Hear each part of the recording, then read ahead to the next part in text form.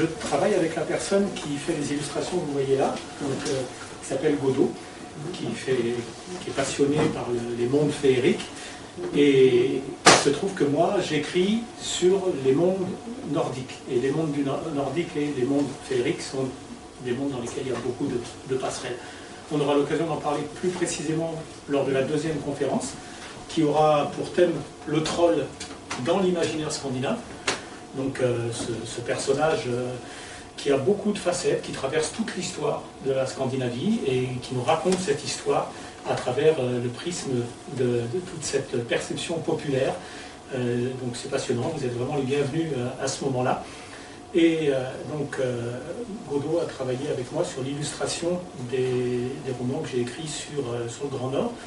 Donc c'est à la fois un roman, une aventure, quelque chose d'un peu fantastique, et puis c'est aussi un moyen ludique de permettre aux lecteurs et aux lectrices de découvrir beaucoup de choses sur les cultures du Grand Nord. Donc du coup, je suis auteur, mais je suis aussi guide spécialisé sur la Scandinavie depuis maintenant un peu plus d'une vingtaine d'années.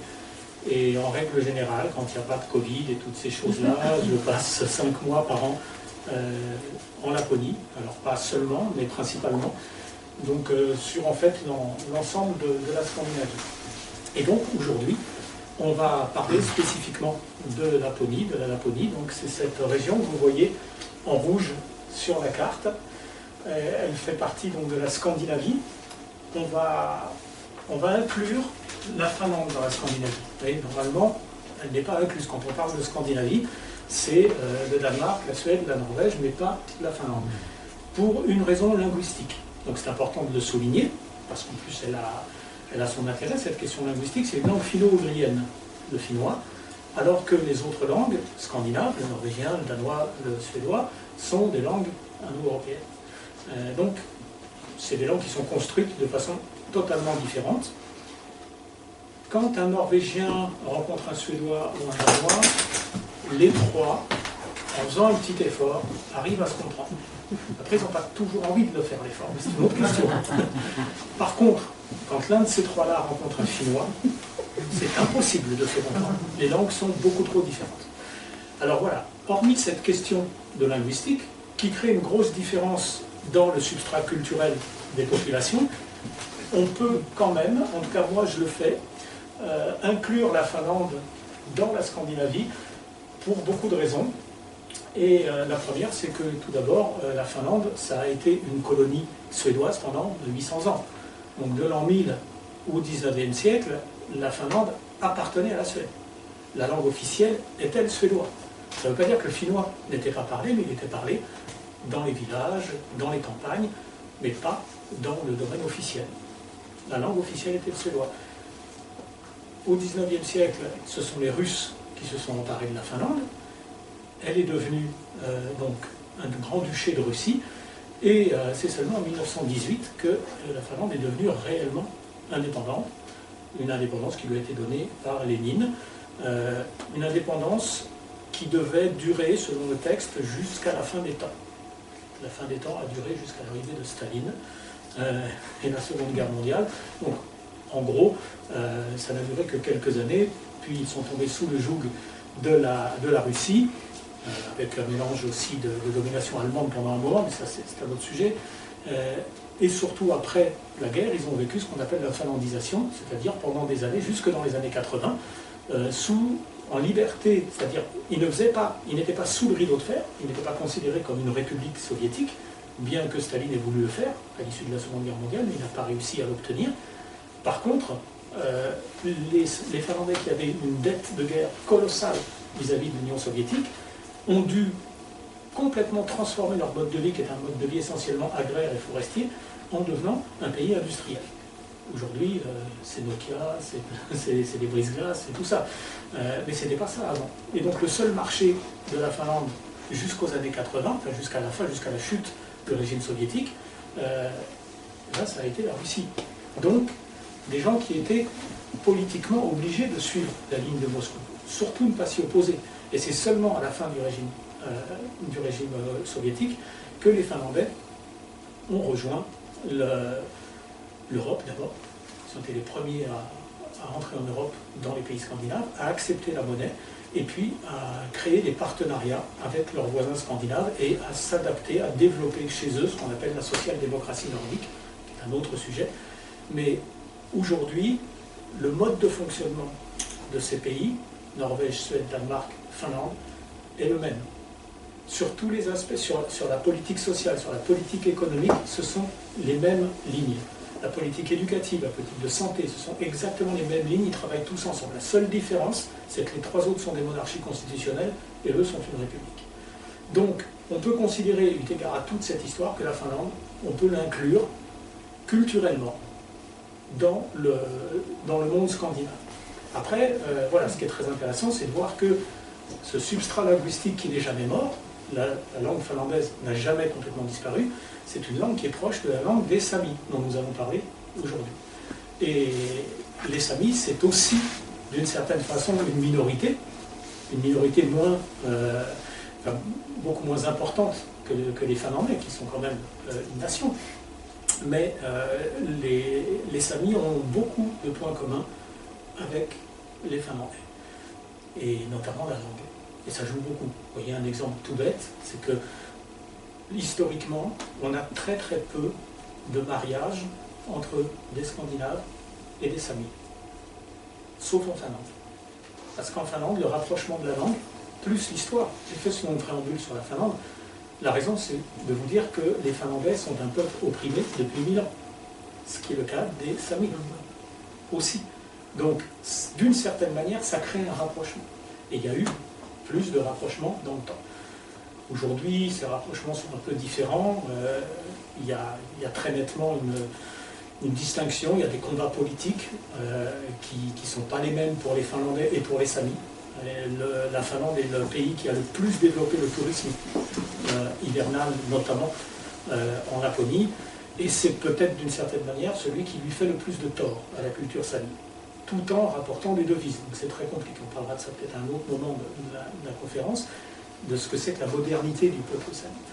Donc je vais d'abord un petit peu éclaircir ce mot sami pour les personnes qui... Est-ce que déjà, parmi vous, il y a des gens qui sont allés déjà là-haut? Oui? Bon. Bien heureux alors, je suppose. Belle découverte. Pour les autres, je vous incite vraiment, quand ce sera possible, à aller découvrir ces endroits. C'est vraiment magnifique. Donc le vocable, le mot sami, c'est le nom, c'est le vrai vocable dans la langue sami des Lapons. Ceux qu'on connaît depuis très longtemps, depuis toujours sous le nom de Lapon, sont en réalité les Samis. Lapon, on s'y est habitué, Lapon, Laponie. Hein, le mot Lapon, c'est déjà un mot de colonisateur. C'est un mot suédois qui a été inventé au XVIe siècle et qui veut dire littéralement guenille, clochard. Sympa, hein? Et ça a duré pendant des siècles. Donc le lapiche. Alors aujourd'hui, ils ont beaucoup de recul par rapport à ça. Ils acceptent, pour des raisons essentiellement touristiques, le mot de Lapland.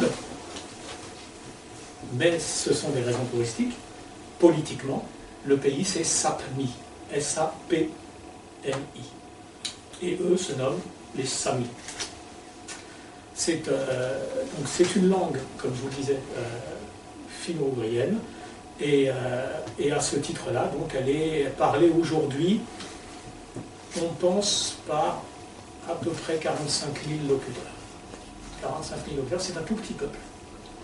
Il y a à peu près 80 000 personnes qui sont regroupées sous l'appellation Sami aujourd'hui. C'est très peu, y compris par rapport à la Scandinavie. Donc la Scandinavie elle-même, en y incluant la Finlande, pour la raison que j'ai expliquée, elle fait 1 200 000 km², c'est-à-dire 2 fois à peu près la superficie de la France. En termes d'habitants, il y a 26 millions d'habitants, c'est-à-dire 3 fois moins qu'en France. Il y a 3 fois moins d'habitants en France sur un territoire 2 fois plus grand. Donc il y a une densité de population forcément très très différente.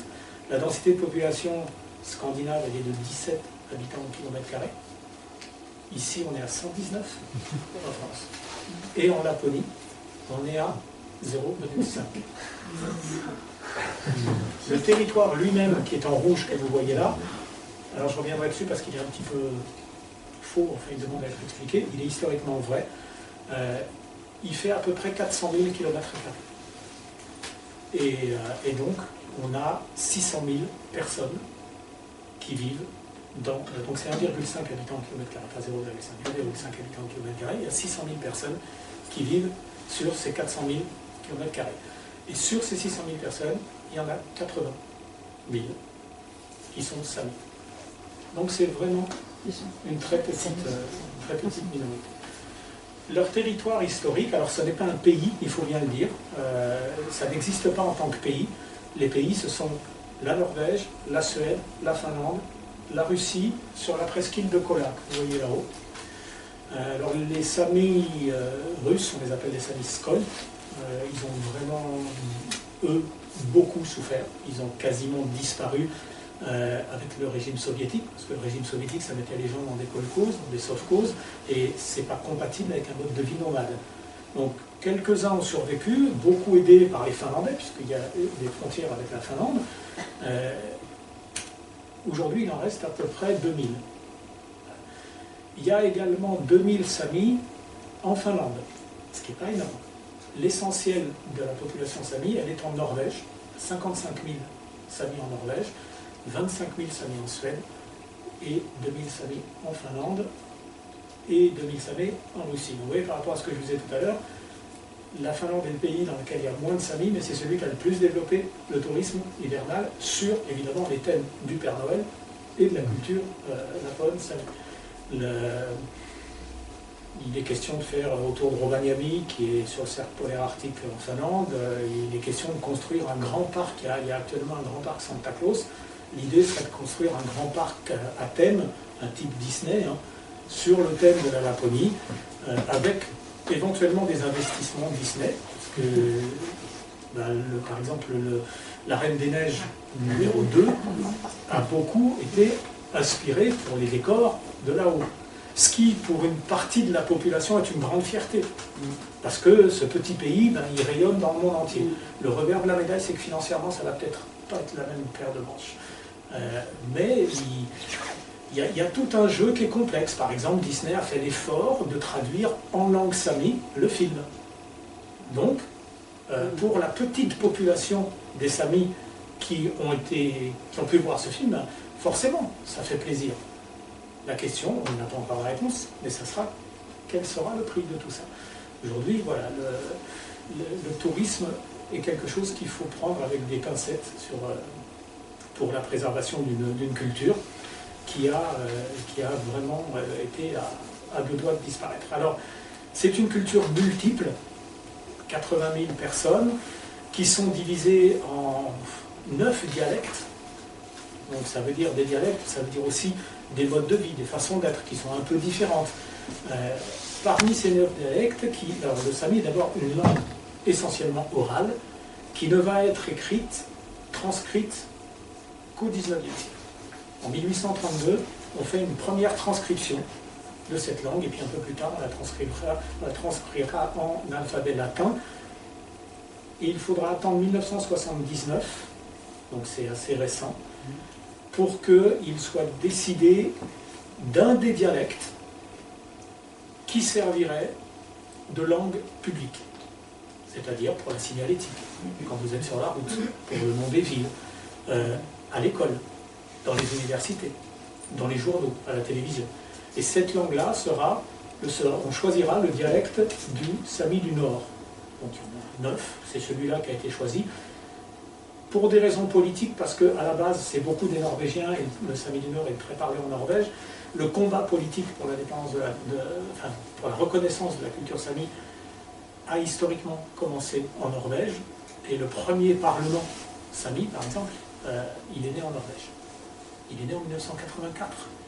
Vous vous rendez compte, c'est extrêmement récent. Alors que c'est un peuple qui existe depuis vraiment très longtemps. La Scandinavie, elle a connu une ère glaciaire assez longue, et le dégel a commencé il y a 10 000 ans. Donc, vous voyez, Lascaux chez nous, c'est 15 000, Chauvet, c'est 40 000, ça n'existe pas là-haut. C'est tout, c'est 4 km d'épaisseur de glace jusqu'à 10 000 ans. Et puis là, les glaciers fondent, le niveau de la mer remonte de 100 mètres, Et progressivement, on va voir apparaître la vie humaine qui vient par les grandes migrations indo-européennes des environs de 5000. C'est à peu près à cette époque-là. Donc beaucoup viennent du sud, de ce qu'est l'actuelle Europe, et d'autres viennent de Finno-Hongrie, donc de Finno-Hongrie, c'est-à-dire des régions de l'Oural, de la Sibérie. Et c'est ces gens-là qui vont être les ancêtres des Samis. On a des traces de leur existence assez anciennes, je vais vous montrer ça.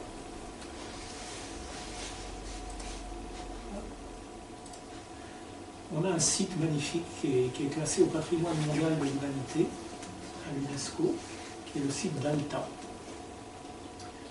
Donc, je vous ai mis quelques photos ici. Voilà. Donc ça, c'est une gravure rupestre. Et on pense qu'elle a à peu près 3000 ans. C'est-à-dire qu'en fait, on sait que sur ce site, alors c'est immense ce site, c'est une baie de fjord, dans la ville d'Alta, en Norvège, non loin du Cap Nord. On est à peu près à 180 km du Cap Nord, quand on est là. Et évidemment, c'est très dur de savoir ce qui a pu réellement se passer dans des temps aussi lointains. Mais ce qui est certain, c'est que ce type de gravure-là, il y en a partout autour de la baie. Il y en a des centaines. Elles sont classées au patrimoine mondial de l'UNESCO. Et elles remontent, pour les plus anciennes, à 4000 avant Jésus-Christ. Et donc de 4000 de moins 4000 jusqu'à moins 500, on a une culture qui s'est installée ici et qui a vécu ici. C'est absolument énorme, c'est 3500 ans. C'est plus que nous depuis le Christ. Vous voyez, donc c'est vraiment... Il y a des choses à découvrir sur ce site d'Alta. Un jour, enfin, les gens y travaillent évidemment, mais ça nous montre qu'il y avait des gens qui vivaient. Alors, je ne sais pas si vous arrivez tous à voir un peu ce tambour. Vous remarquerez que les dessins ne sont pas très éloignés. On est bien dans la même culture. Et ça, c'est un tambour c'est une copie d'un tambour, parce que les vrais tambours, il en reste à peu près 40-45 qui sont dans des musées, tous, extrêmement précieux, parce que les colons, au fil des siècles, ont voulu les détruire. Donc il en reste très peu. Celui-ci est une copie, mais ce que vous pouvez voir, c'est que les dessins sont de même nature. Il s'agit bien du même peuple. Donc ce peuple qui va devenir les Samis, il est là depuis très longtemps, et il se subdivise au fil du temps en 3 grandes populations. Les Samis côtiers, qui vont être, eux, donc plus proches, je vais vous remettre la carte pour que plus proche de la Norvège, qui a beaucoup plus de côtes que les autres. Alors on va le mettre ici. Voilà. Donc les Samis côtiers, on va les trouver plus sur le littoral nord de la Norvège. Les Samis des forêts au centre, sur la Suède, qui inclut la Finlande à ces époques-là, enfin jusqu'au 19e siècle donc. Et des Samis des montagnes également, qui sont, eux, plus également vers la Norvège. Parce que géographiquement, la Suède et la Finlande, c'est tout plat. C'est tout plat, et c'est beaucoup de marais et beaucoup de forêts, énormément de forêts. On appelle ça l'or vert, de ce côté-là. Et en Norvège, c'est autre chose. Il y a des plaques terrestres qui se sont rencontrées et qui ont fait un autre travail d'effondrement avec le polissage des glaciers. Et là, on a essentiellement des montagnes et des littoraux.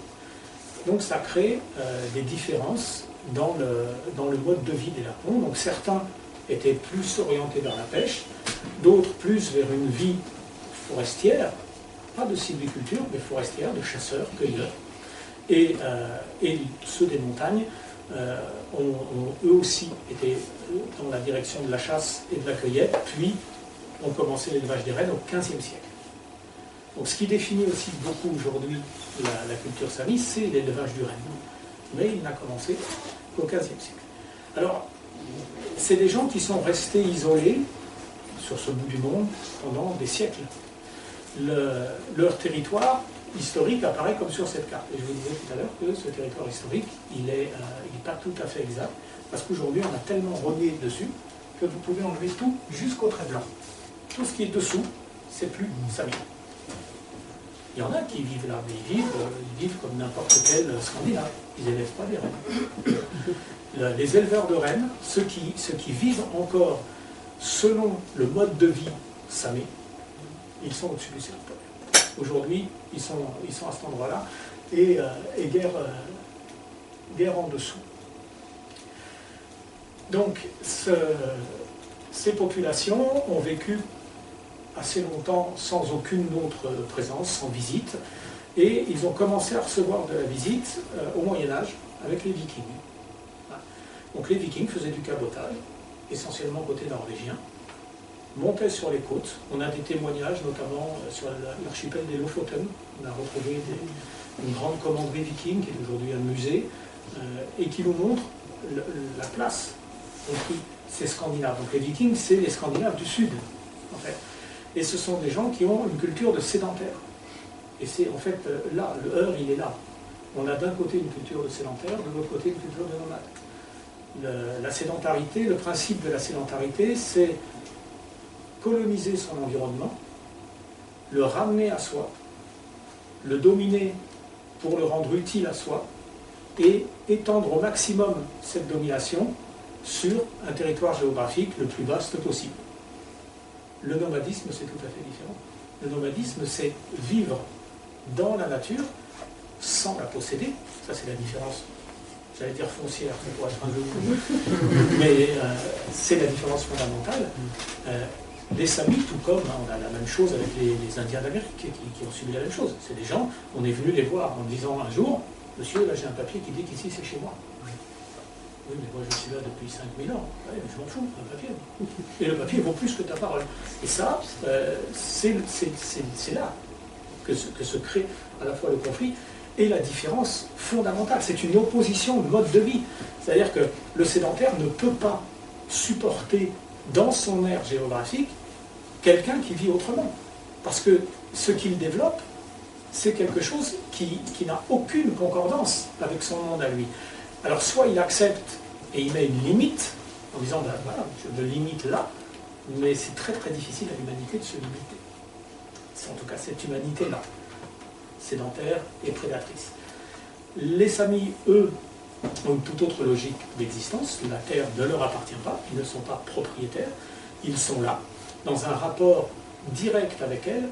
Et vous voyez, je vous disais que notre culture, c'est celle à laquelle nous appartenons tous, c'est cette culture de sédentaire. Nous avons notre raison qui nous indique que nous allons utiliser le monde autour pour nous.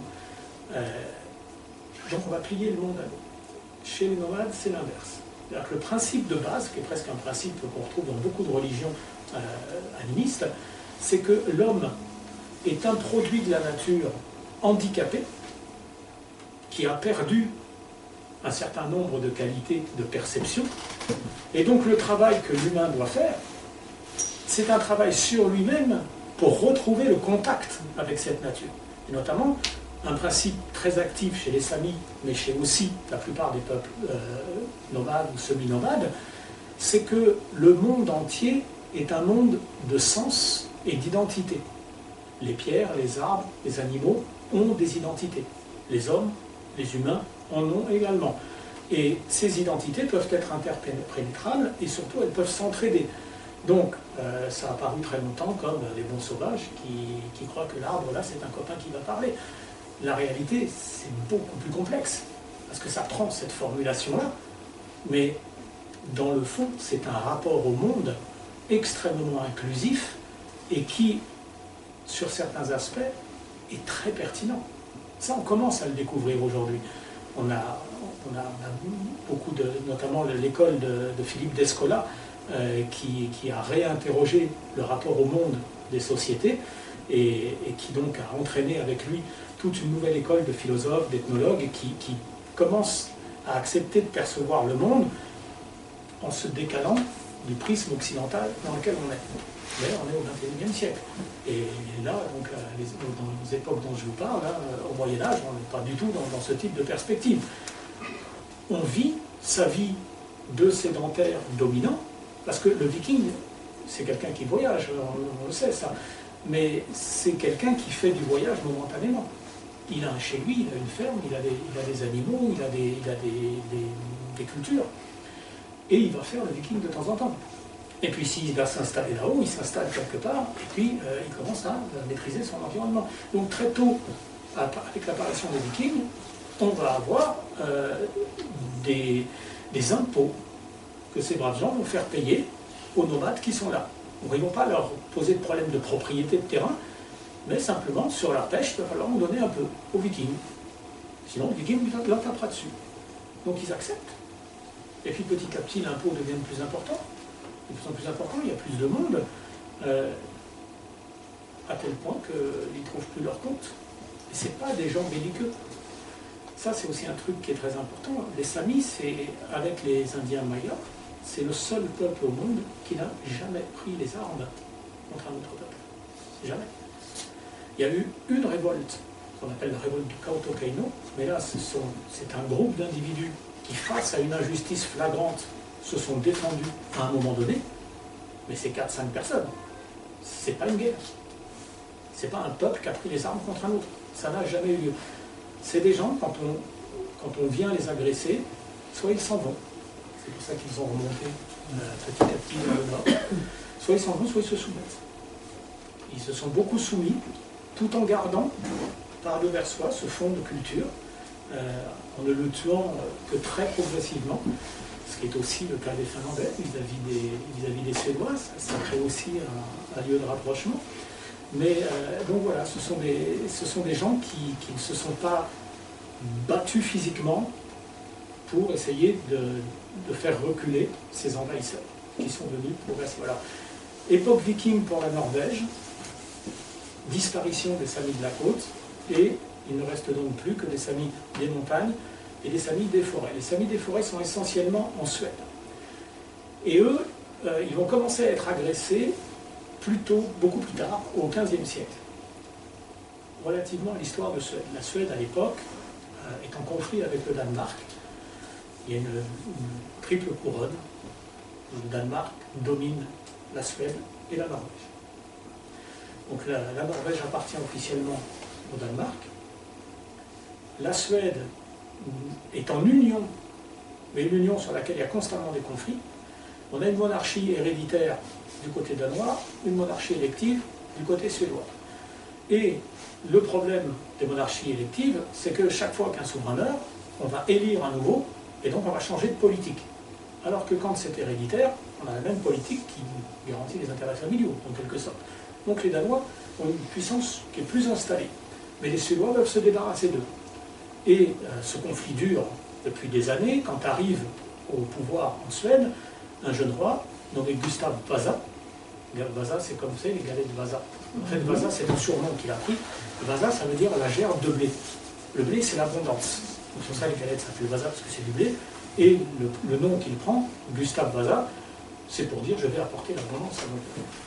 Et il va donc faire la guerre aux Danois. Il va la financer de diverses façons. Et il va la gagner, cette guerre.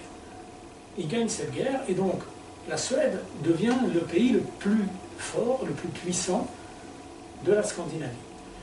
Mais il faut que ça dure. Parce que le problème, c'est qu'il y a déjà eu des victoires de la Suède sur le Danemark, mais elles n'ont jamais été pérennes. Et ce Gustav Vasa va complètement révolutionner le pays, puisqu'il va lancer d'immenses travaux. La logique est simple, si on veut être une puissance pérenne, il faut également être une puissance économique. Et donc, quelle est la richesse de la Suède? Se pose-t-il comme question. Sa richesse, c'est le bois. À l'époque, on construit tout en bois. Les maisons, les bateaux, tout est absolument fait en bois. Le mobilier, tout est fait en bois. Et la Suède regorge de forêts, notamment dans le Grand Nord. Seulement, il n'y a pas de route à cette époque-là. Et il a une idée assez géniale pour l'époque, c'est que la Suède et la Finlande, alors je vous rappelle encore une fois, la Finlande fait partie de la Suède. Cette Suède dont je parle, elle inclut la Finlande. Il y a des milliers et des milliers de lacs partout. Mais il va faire creuser des canaux. Il va relier tous ces canaux entre eux jusqu'au sud. Et de là, par le biais du flottage du bois, on va pouvoir développer toute une économie vers les ports du sud qui ensuite rayonnera sur l'Europe. Donc vous imaginez, ça c'est le projet politique. Et les gens qui montent en Laponie, ils viennent là pour exploiter les forêts dans ce but-là. Donc c'est le début d'une exploitation industrielle. Et les Samis, là, sont complètement à ce moment-là assujettis à ces gens qui arrivent et qui les colonisent littéralement, qui créent des villes, qui créent des institutions, qui créent de la territorialité, de la propriété. Et c'est là que vont commencer pour eux les difficultés. Ensuite, on va les retrouver également du côté norvégien, mais là un petit peu plus tard. Alors la façon dont tous ces colonisateurs s'y prennent, c'est que ces gens sont des nomades, donc c'est difficile de les saisir. On ne va pas leur courir au milieu des bois. Mais on a repéré qu'il y a des moments où ces gens ont besoin de se réunir les uns les autres. Et ils ont des marchés qui ont lieu à différentes périodes de l'année, qui sont des lieux de rencontre, des lieux de troc, des lieux très importants aussi, parce que derrière ces rencontres de troc, de fêtes, c'est aussi la manière d'éviter la consanguinité, de se rencontrer, de faire des mariages, des alliances. Donc les Suédois, les Danois, les Suédois, les Norvégiens suivent attentivement ces déplacements. Et aux endroits où ont lieu ces fêtes, eh bien, ils installent des villes, un comptoir du roi. Et les Samis qui ont l'habitude de venir là, mais au moment où ils arrivent, il faut qu'ils payent un impôt. Ils vont le payer avec de la peau de renne, du bois de renne. Ensuite, on va les obliger à aller à l'église. On va les obliger à se convertir. Et de cette façon-là, on va essayer de faire disparaître cette population. Alors, ils vont résister, évidemment, comme ils le peuvent. Je vous le disais, sans armes, c'est principalement en étant le plus possible à l'écart. C'est-à-dire qu'ils font ce qu'on leur dit de faire, mais ils le font en surface. On les oblige à aller à l'église, ils y vont, ils sont là, ils écoutent, une langue qu'ils ne comprennent pas, c'est pas la leur. On estime que ce n'est pas nécessaire de traduire dans leur langue, donc on ne traduit pas. Et par contre, il y a des punitions s'ils ne sont pas là. Inversement, mais en corollaire de ça, donc des impôts, de la religion, on va utiliser la tentation avec l'alcool. Et ça, c'est documenté, c'est concerté.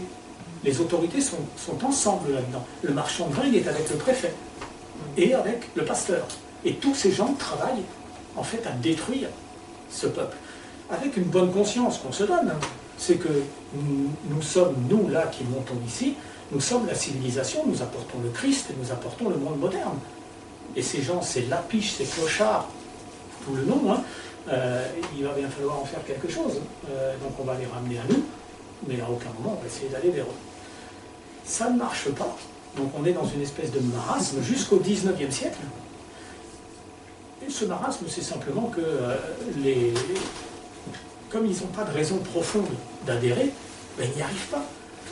En plus de ça, ce qui est encore plus terrible, et on voit ça aussi dans beaucoup d'autres cultures, on a vu au Groenland aussi, on les oblige donc à parler une langue qui n'est pas la leur, on les oblige à abandonner leur religion, on les oblige à vivre au maximum comme des sédentaires, mais on les maintient dans des emplois subalternes. Je vais vous montrer une autre diapositive. Si vous avez l'occasion d'aller voir ce film, il est vraiment très chouette. Ça, c'est une école, je vous le laisse un instant. Voilà, ça c'est par exemple une école. Alors évidemment, on est dans les années 50. Vous avez des petits Samis et des petites Samis qui viennent là. Ça a l'air tout gentil comme ça, comme image. Alors, en fait, en réalité, ce qu'on va apprendre à ces enfants, c'est à plus parler leur langue, à estimer que leurs parents sont des gens méprisables. Et pour ce faire, il faut les couper de la famille. Il faut les couper, donc on les met en internat.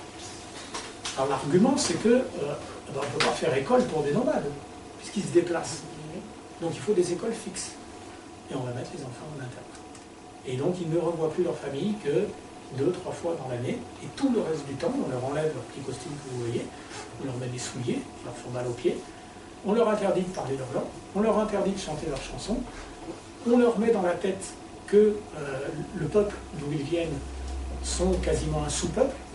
Vous voyez, moi il y a un exemple que je donne toujours, il est un peu dur, mais il est vrai, parce qu'on se comporte un peu comme ça nous aussi, hein, chez nous. Vous voyez la façon dont, en France, sont considérés les Roms, les voleurs de poules, les gitans, les feignants, où est-ce qu'il a piqué, où est-ce qu'il a été acheter sa Mercedes, lui, hein, tous ces trucs-là.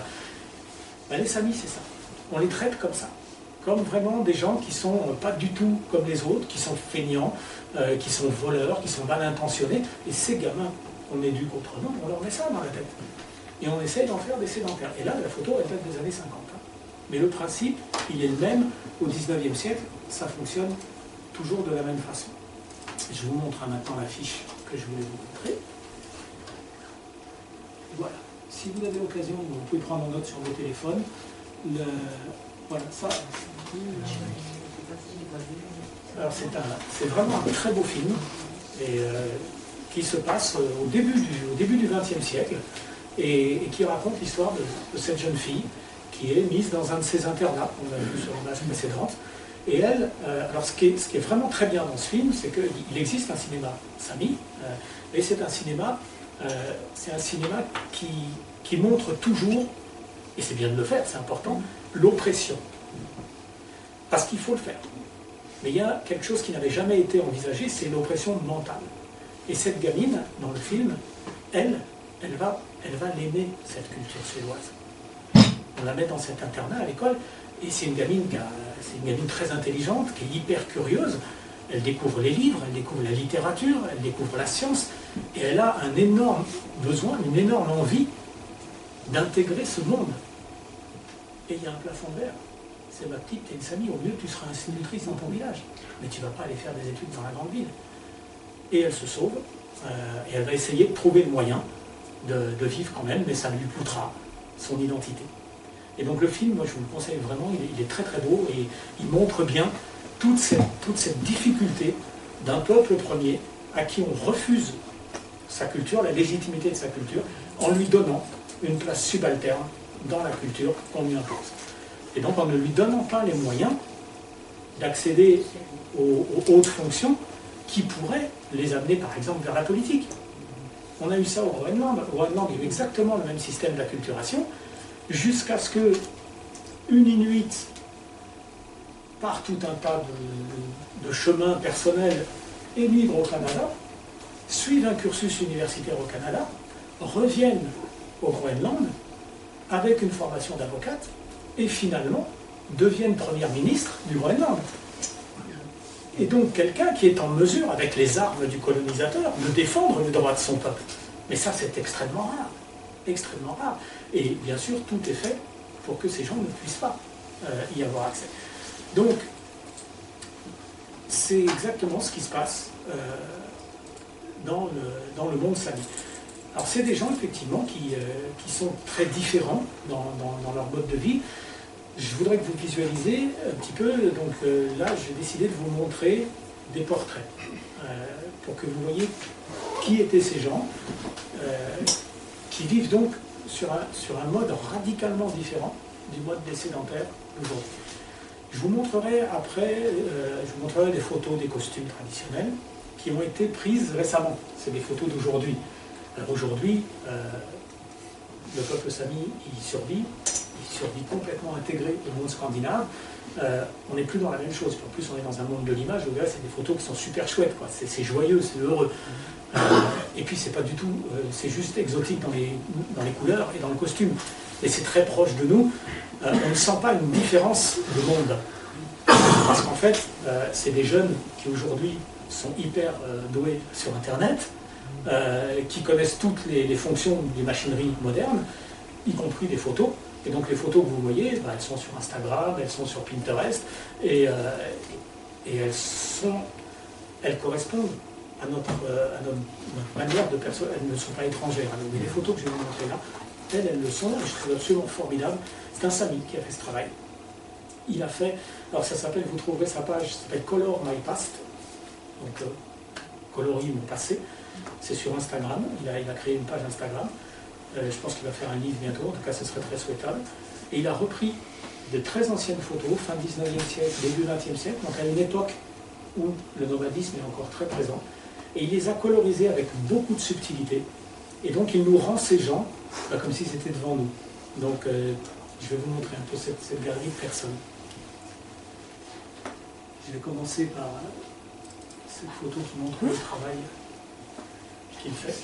Voilà. Donc il part de ce type de photo-là.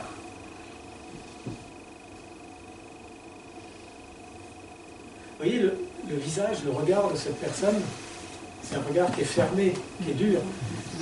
C'est pas le visage de quelqu'un qui est habitué à un appareil photo. C'est quelqu'un qu'on a assis là, on a dit tu restes là, tu bouges pas, on va prendre une photo c'est une image de toi, voilà, donc elle est là, elle attend que ça passe.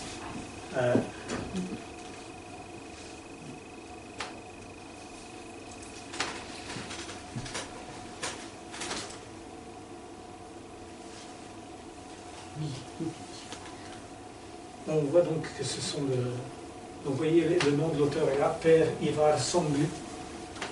C'est l'auteur de ça. Samblu, c'est comme Dupont chez les Samis. Et donc on voit sur ces visages que ce sont des gens qui vivent dehors, qui vivent au grand air tout le temps. Dans un climat qui n'est pas évident, hein, parce qu'il fait très froid en hiver. Dans certains coins, il peut faire moins 40 à l'époque. Aujourd'hui, avec le réchauffement climatique, c'est plus tout à fait la même chose. On a des... Jusque dans les années 80, on avait moins 40, 90 même. Moi, j'ai commencé à aller là-bas, je crois que j'ai dû aller en 98 la première fois là-bas. En hiver, c'était assez fréquent qu'on ait encore des moins 40. Aujourd'hui, on n'a plus. Quand j'ai un moins 30, c'est gros. Et la température, c'est entre moins 5, moins 10, moins 15. Il y a vraiment un très très gros réchauffement climatique. Mais ces gens vivaient dans ces conditions-là, dans des tentes, dans des maisons de bois. Ça crée une identité radicalement différente de la nôtre. Je vous montre encore par exemple ces deux enfants là. Et eux, ça les emmerde bien quand ils prennent en photo là.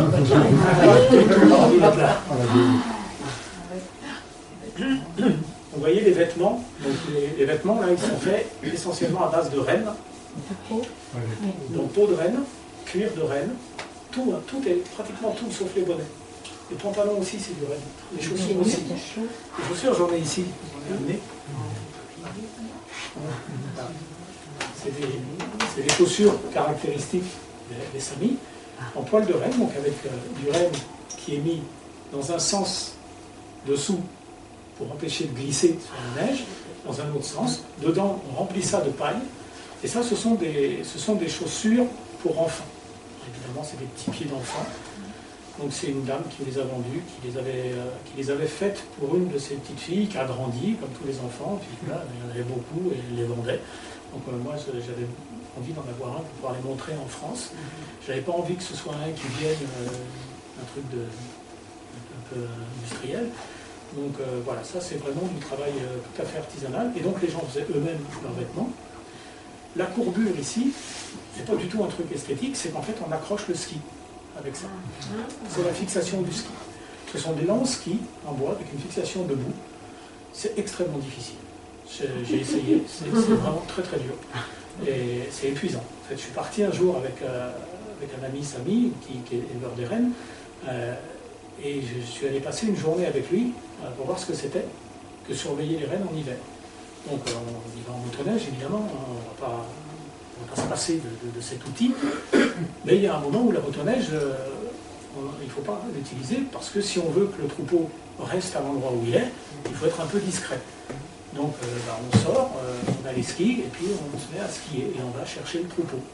C'est épuisant. Eux, ils sont habitués. Moi, je sais faire du ski. J'ai même été formateur à un moment dans ma vie pour des enfants, des ados. Bon, je sais faire du ski. Je ne suis pas un grand skieur, mais je sais faire ça. Là-bas, j'étais crevé, quoi. C'était vraiment... C'est des gens qui ont une force physique absolument énorme. Donc, à l'époque, absolument tout était fait avec de la peau de renne, ce qui n'est plus le cas aujourd'hui. Aujourd'hui, on le fait pour la tradition, pour la beauté des choses. Je vais voir si je le trouve encore. Alors ça, cette photo-là est très intéressante. Énormément. Donc ça, c'est une photo qui pour moi, donc c'est le même auteur, mais qui pour moi exprime bien l'acculturation. Je reprends un peu où j'en étais avant de vous montrer les images. Donc on oblige les Samis à une religion qui n'est pas la leur, à une langue qui n'est pas la leur. On leur interdit leur propre religion. Je vous disais tout à l'heure qu'il reste pratiquement plus de tambours, parce que les tambours, on les brûlait. Dès qu'on trouvait un tambour chamanique, l'ancienne religion sami est basée sur le chaman. Le chaman, c'est une personne, donc je vous disais tout à l'heure que dans le rapport au monde, des peuples nomades et particulièrement des samis, absolument tout vit. Tout a une âme et tout s'exprime. Aussi bien les animaux que les végétaux, et dans les animaux il y a les humains, mais également le monde des morts, qui cohabitent. On n'est pas sur une stratification, comme enfer, paradis, purgatoire, on est dans un monde plutôt horizontal. Donc, le monde des morts, il est là, avec nous. Mais on ne le perçoit pas. Celui qui le perçoit, de la même manière qu'on ne perçoit pas les esprits des animaux. Celui qui les perçoit, c'est le chaman, qu'on appelle le no-ID. Le chaman, c'est un mot qui vient de Sibérie, pour à peu près parler de la même personne. Chez les Samis, le nom c'est no-ID. Donc lui est une personne qui a accès au monde spirituel. Et cet accès-là lui permet de résoudre, d'apporter des réponses à des questions et de résoudre des problèmes de santé. On a beaucoup crié, beaucoup décrié cette façon de faire. La médecine occidentale l'a énormément décrié, sauf que maintenant on commence aujourd'hui à créer des passerelles parce qu'on se rend compte que certaines choses ne sont pas si idiotes que ça, et notamment ce qui concerne la transe chamanique. On a étudié, on a des témoignages de comment ça se passe quand un chaman sami entre en transe et qu'il va chercher une information pour guérir une personne. Et on a constaté que ça reproduisait étonnamment les schémas du rêve tels que Freud avait pu les décrire. Et donc le rêve étant une forme d'expression d'un mal-être qu'on veut guérir, le chaman, en lisant une forme de rêve, en apportant une réponse, guérit psychologiquement un certain nombre de choses. Donc, ce qu'on a un peu oublié au fil du temps, c'est que si ce type de médecine-là a duré des siècles, c'est aussi parce qu'elle avait des résultats. Donc, on a cette religion-là qui est complètement interdite, donc les gens n'ont plus le droit de la pratiquer, les gens n'ont plus le droit de l'entendre, etc. Et donc on brûle les tambours, et on va faire croire à ces gens donc que c'est une religion du diable, que c'est extrêmement mauvais. Jusqu'au XIXe siècle, les Samis restent hermétiques à ça. Ça ne fonctionne pas, on n'arrive pas à les faire rentrer dans le moule. Et c'est dans les années 1860 qu'une espèce de personnage très étrange va apparaître, qui s'appelle l'Archlévy Suna. L'Archlévy Lastadius, pardon, l'Archlévy Suna c'est une autre personne. L'Archlévy Lastadius. Et alors lui, c'est un pasteur protestant. Alors c'est tous des protestants là-bas, il y a 1% de catholiques en Scandinavie. Donc c'est assez intéressant de voir aussi comment la politique influe sur le comportement des églises. Parce qu'en France, les protestants sont des gens plutôt ouverts parce qu'ils ont été une minorité oppressée. En Scandinavie, c'est l'inverse. Ils ont oppressé les autres minorités, dont les Samis, qui ont beaucoup de griefs à leur endroit. Et ce Archlévy Lastadius, il est pasteur. Il est pasteur et il est profondément croyant. Il est absolument convaincu au plus profond de son être de l'existence de Dieu. Mais il est aussi à moitié Sami. Sa mère était Sami. Donc dans son enfance, il a assisté aux cérémonies secrètes. Secrètes, pas parce qu'elles sont secrètes en soi, mais parce que sinon on les emprisonne. Donc il connaît le système de la transe. Il sait que quand on a besoin d'une réponse à une question, on se réunit autour d'une oreille, on bat le tambour pour lui servir de fil d'Ariane, et pendant ce temps-là, lui il prend une décoction de lichen et de cendre, il entre dans un état de transe, tout le monde chante autour de lui pour garder ce fil d'Ariane, et ensuite il revient. Alors des fois c'est dur, parce que la transe, elle peut être extrêmement profonde, et il peut avoir beaucoup de mal à revenir. Mais comme ce sont des gens très pratiques, si le chant ne suffit pas, il faisait griller un morceau de renne. Parce qu'on se disait qu'il aurait peut-être envie de bouffer le lascar. Et que ça allait le faire revenir. On était très pratiques. Alors, il y a toutes ces cérémonies-là, et le chaman au milieu est en transe. En transe, ça veut dire des tremblements, des suffocations, des cris, etc. Et quand il revient, il a une réponse, qui est plus ou moins efficace, mais surtout, voilà, ça, il en est profondément imprégné, ce l'Archlévy Lastadius, tout en étant, de par son père, qui était lui-même pasteur, d'origine suédoise, parfaitement sédentarisé dans ce monde moderne. Et il va faire la jonction. C'est-à-dire qu'il est une espèce d'hybride. Il est profondément convaincu de l'existence de Dieu, mais à l'inverse de tous les autres, il ne considère pas les saints comme des diables ou comme des êtres méprisables. Il les considère juste comme des personnes égarées et qui, en dehors de cet égarement mystique, ont le droit profond au respect de leur personne. Et en fait, ce qu'il va faire dans ses prêches, c'est qu'il va commencer par parler dans leur langue. Et là, ça va être une sorte de révolution. On va de village en village, il y a un gars qui prêche dans notre langue.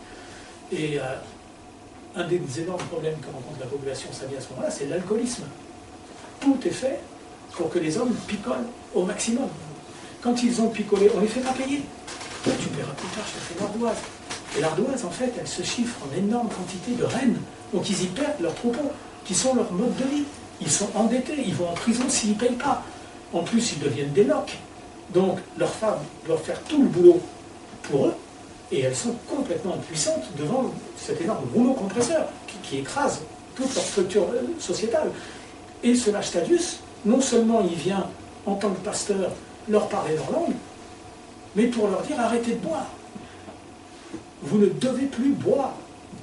Et vous devez sauver votre monde. Votre monde est respectable. Et donc ça va faire une traînée de poudre. Et pratiquement, en l'espace de 20 ans, toute la population samie va se convertir au protestantisme.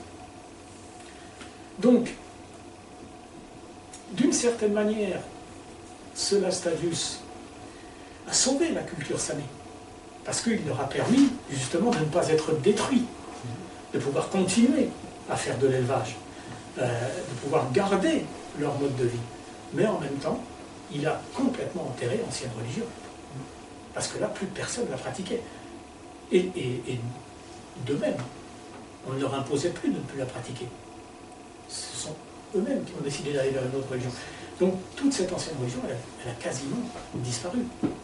Alors, quand on parle de chamanisme, il y a plusieurs formes de chamanisme. Il y a celui dont je vous ai parlé là, des sociétés anciennes, et puis après, il y a le chamanisme de tous les jours, qu'en France on connaît tous avec les rebouteux. Les rebouteux ou les médiums. Vous voyez, un exemple qui est très parlant, c'est les coupeurs de feu, les barreurs de feu. Les barreurs de feu, il y en a, ça fonctionne. Alors on les appelle dans les hôpitaux quand on en a besoin d'eux. Voilà, donc ça, c'est une forme de chamanisme de tous les jours. En tout cas, c'est considéré comme tel de moins en moins maintenant. Mais voilà, ce qui perdure aujourd'hui du chamanisme en Laponie, c'est celui-là. Après, le système des tribus avec ce chef, enfin c'est pas un chef religieux d'ailleurs, avec cette autorité médicale et religieuse, ça n'existe plus du tout. Donc les saints vont tous se convertir au protestantisme, et pour beaucoup d'entre eux, ils vont abandonner la vie de nomade. Parce qu'il y a aussi des avantages à devenir sédentaire. Hein. On ne vit plus sous une tente, on vit plus longtemps, on a du chauffage, etc. Donc il y a une forme de tentation qui s'avère toujours au final une mauvaise tentation parce qu'on les, comme je vous disais tout à l'heure, on les laisse dans des postes très subalternes. Mais il y a des gens qui sont tentés par ça. Et donc on va trouver des périodes de mixité avec un apport de la culture scandinave qui imprègne la culture saméenne. Donc tout ça, pour revenir à cette photo, elle exprime ça, cette photo. L'homme porte une partie du costume traditionnel, que vous voyez avec les couleurs traditionnelles, qui sont le bleu, le jaune, le rouge et le vert. Et la femme, elle par contre, elle porte un costume régional norvégien. Donc on est clairement là dans l'assimilation avec cette image. Et une grande partie des Samis vont disparaître progressivement de cette façon-là. Parce que Sami, c'est pas un truc, je veux dire, c'est pas une race de gens, c'est un mode de vie. Donc cette acculturation, elle va continuer. Je vous ai parlé des débuts avec les forestiers. Ça, c'est le XVIe siècle. Et au XVIIe et XVIIIe siècle, on va découvrir du minerai. Aujourd'hui encore, la Suède est le pays qui produit le plus de minerais au monde. La meilleure qualité d'acier, elle vient de Suède. Vous vous souvenez cette phrase de Churchill pendant la Seconde Guerre mondiale, il faut couper la route du fer.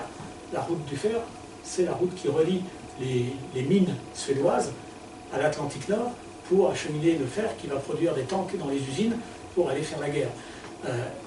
Les mines de Kiruna, de Gallivare, de Falun sont des mines extrêmement importantes et qui, à partir du XVIIe siècle et beaucoup plus après au XVIIIe, vont être énormément exploitées. Là encore, les Samis voient leur territoire grignoté. Pour exploiter le minerai, il faut le déplacer ensuite. Je vous ai parlé au début des canaux. Et les canaux, maintenant, on n'y est plus. On a inventé le chemin de fer. Donc on va tracer des voies ferrées. Et les voies ferrées vont permettre de transiter une énorme quantité de marchandises. Donc on va agrandir les usines, enfin les mines. Et les Samis vont être mis, on les fait travailler. Alors oui, c'est pas avec les trains, et c'est des raïdos, c'est-à-dire en fait des grands convois de rennes. On accompagne son renne, on a un traîneau, et puis il est chargé de minerai, et on l'amène d'un point à un autre. Puis ce système des voies de chemin de fer, la surexploitation, et ce système d'acculturation dont je vous ai parlé, qui va se développer et qui va durer jusqu'au XXe siècle en fait. Vous voyez,